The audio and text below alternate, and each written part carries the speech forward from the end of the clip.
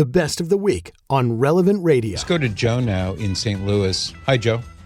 Hello. Yeah.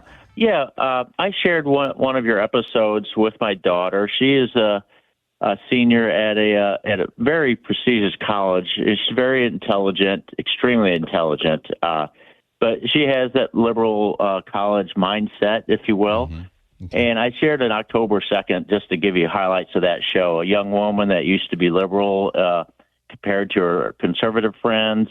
Mary talking about higher power dysphoria and compared to gender dysphoria, and that particular show. And she didn't agree with most of your points in that area. And so I kind of want to get your feedback on that.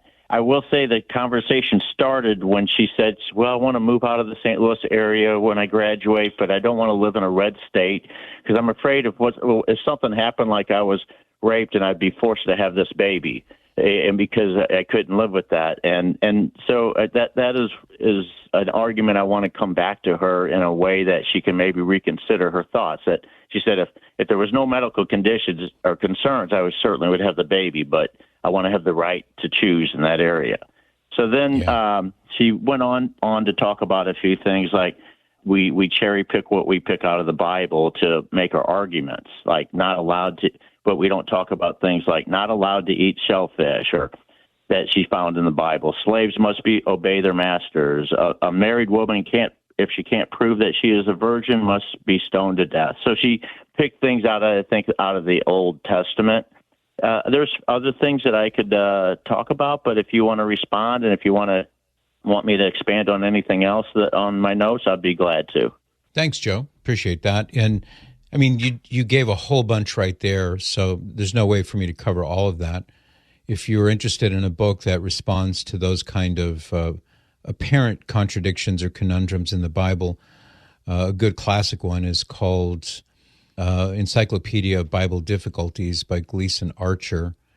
He's no longer around, but he was a Protestant scholar, and he put together a very helpful book that goes into a lot of those things, keeping in mind that the prohibition against shellfish was part of the Mosaic ceremonial law, and that was abrogated and fulfilled and completed and abolished by Jesus in the New Covenant. So there are many things in the Old Testament that we can point to with a sense of relief and say, isn't it good that the punishment for certain sins and crimes is no longer stoning to death as it once was? So there's a whole way to respond to those kind of arguments, and that book, Encyclopedia of Bible Difficulties, I think will be helpful if you're interested in reading that. I'll put it this way. You say she's a college student. I presume she's in her early 20s, 21, 22, something like that? Yeah. Okay. Yes. So she has been in the environment in which the ideologies that have shaped her viewpoints on things have had full reign. So certainly, it's no surprise to me that somebody like her, who's been exposed to this acid rain of ideology endlessly for years now. No, really. She's been exposed to this for so long. Her peers buy into it. Her professors buy into it. The whole bubble that she's in is in that world, that milieu. So my reaction is just simply, it's not surprising to me that if you played that segment for her, whichever one it was, that she probably just dismissed it and didn't agree with any of it. I'm surprised if she did agree with any of what I would have to say, given the circumstances. Yeah, she did agree with parts of it. I want to say that she listened. A speaker, Supreme Justice Sonia Sotomayor, came to her campus. It happened to be the day of the Charlie Kirk assassination. And she listened to her and couldn't believe she could actually listen to this person that high up in the court system. But she said that Sonia Sotomayor mentioned that she has people she disagrees with, other judges that are conservative, but she respects their opinion and just respects that, agrees to disagree, but and respects their viewpoints, but has her own. And I think that went a long way with my daughter for me and her to be able to have conversations without us getting angry at each other. Or at least, before this, she would get angry if I had a different opinion. But now at least we can have open discussions without being so upset about our opinion. Yeah. I totally understand. And what's interesting, and maybe the next time you and she have a conversation, you could point this out. Why would it make you angry if somebody looks at the world differently than you do? That'd be a good question to open with. Why would it make you angry? Does it mean, are you angry because it means that you don't have a good answer for it and it's frustrating to you? Or are you angry because you feel like, how could anybody hold that point of view? In which case, why not channel your anger into offering a convincing counter argument, and let's let the best ideas win. Let's have vigorous discussion without getting angry, and let's see which ideas are actually better, which of course gets us to this whole cultural phenomenon that she's definitely living in, up to her scalp, and that is this world of the various ideologies where there is no opportunity to hear a countervailing point of view. I mean, look at what happened to Charlie Kirk.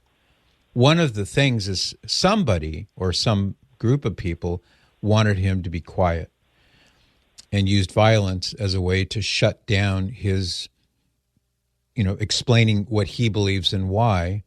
That's where I would say, if you're angry, why not let's put the anger into good use and find out which arguments really rise to the top as true, even if they're not popular. And I think she's going in that direction now, especially after she heard someone that she admires, like Sonia Sotomayor, say, "Hey, we can disagree with people and still have a good argument." And I think she's turning the corner to be able to at least have the conversations more so than in the past. Yeah. No, I totally. Well, I'm happy for her. I'm happy for you that you had the conversation. I think it's great. I don't know anything about her background. Did she go to public school before she went to college or Catholic school? So I'm sure there are a lot of contributing factors. But She's my brought hope up is Catholic, but her mother isn't. Okay, fair enough.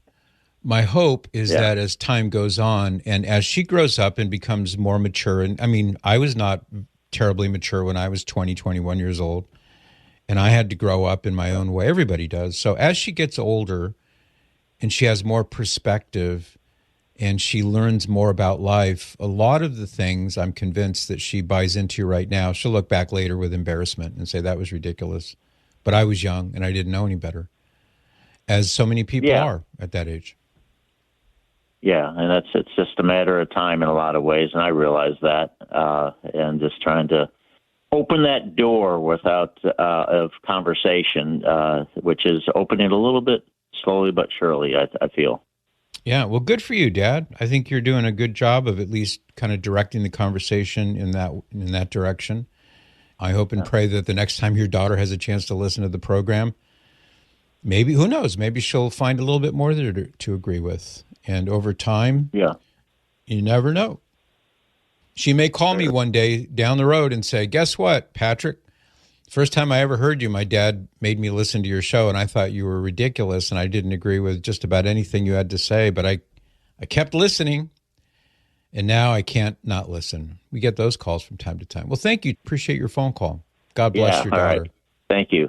Yeah, thank you. Joe's showing great patience, too. I understand what Joe's going through, and sometimes I just want my kids to come to the understanding part. But I know that it takes steps. And so you just have to be patient and be consistent with your message. Don't get emotional when you're talking to them about things that could be emotional. Yeah. You can join me by listening to The Patrick Madrid Show on the Relevant Radio app, live each weekday at 8 to 11 a.m. And thanks for listening.